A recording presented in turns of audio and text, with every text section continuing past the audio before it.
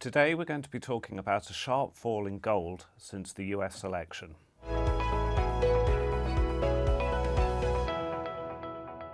Since the election just over a week ago, the gold price has fallen about 8%. That still leaves it up about 25% year to date and about 60% over the last 2 years. First, we're going to look at the reasons that gold has performed so well over the last several years, and then we're going to look at the reasons for the change in sentiment in the recent couple of weeks. One of the main reasons for gold's strong performance over the last 50 years has been investor fears of central bank debasement of fiat currencies.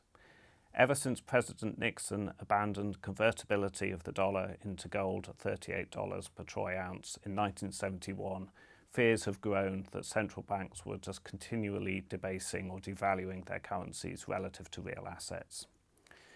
And those fears have certainly been justified. Gold has appreciated against the dollar since 1971 by 6,500%.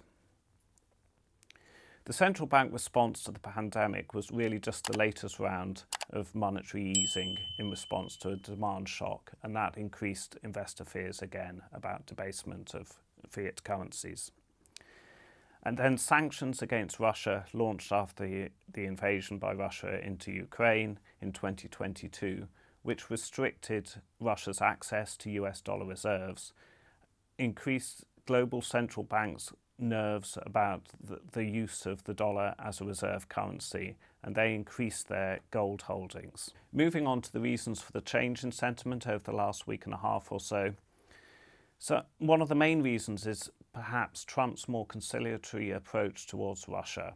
It's quite possible that some of those sanctions that restricted Russia's access to dollar reserves are eased, and that might reinstate the role of the dollar as a reserve currency to some extent. The Trump administration and the advisors surrounding Trump also look quite favourably on cryptocurrencies, and it's notable that Bitcoin has rallied by about 34% since the election. It's possible that investors are viewing cryptocurrencies, therefore, as an alternative to gold.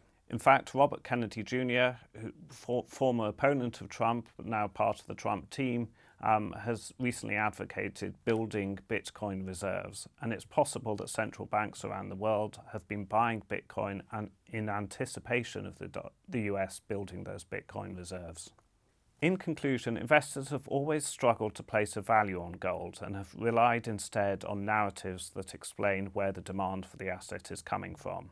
And it's possible that some of those narratives can now be applied to an alternative asset. However, we believe that gold will always have a place in multi-asset portfolios. This video is not a recommendation or personal financial advice. With investing, your capital is at risk. Investments can fluctuate in value and you may get back less than you invest.